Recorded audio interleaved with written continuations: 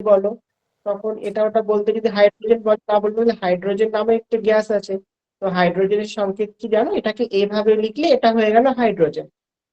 আর জল কি জানো? জল জল স্যার আমি এর একটু সংকেত। বলি, স্যার, আপনি স্কুলের বইগুলো ঘেটেছেন সব? দেখেছেন স্কুল সিলেবাসে যে বইগুলো আছে? একটু নিচে দেখো, বাংলাটা কি বলছে। না, কেননা ক্লাস 5 এ H2 আপনি বোঝাতে পারবেন না, কেন স্যার সাবজেক্টে নেই, H2 নেই ক্লাস 5 এ।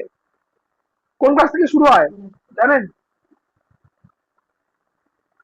H2 সিক্স বা সেভেন থেকে। 7 থেকে শুরু হয়।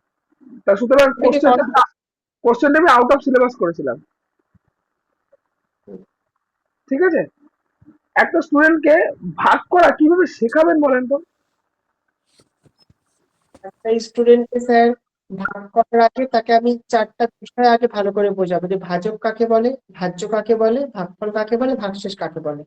এই বিষয়ে যখন তাদের পূর্ণ ধারণা হয়ে যাবে এবং নামতা বিষয়ে যখন তারা সঠিক জ্ঞান লাভ করবে, সে সময় আমি তাদেরকে ছোট ছোট ভাবে ভাগটাকে শেখাবো। আপনি আপনি প্রথমেই গিয়ে একটা বাচ্চাকে শেখাচ্ছেন ভাজ্য, ভাজক, ভাগফল, ভাগশেষ, তো তোর মাথার উপর দিয়ে যাবে। আমি তো ভাগ করা না, বলেছি। ভাগ করা বলতে প্রথমে আগে নামতা শেখাবো। নামতার আগে? নামতার আগে স্যার 1 থেকে 100 পর্যন্ত ভালো করে তাদের জানতে হবে। ওটা আমি প্রাথমিক বলি- বিষয়। আমি আমি একটু চেষ্টা করব। প্রথমে একটা একটা চকলেট দুজনকে ভাগ করে দিলাম, এটাও তো একটা ভাগ হলো। সে দুটো চকলেট আরো দুজনকে ভাগ করে দিলাম, তাহলে 2 থেকে 4 হলো। তাহলে প্রথমে হাফ হ্যাঁ, হলো, তারপরে 1/4 হলো, তাই না?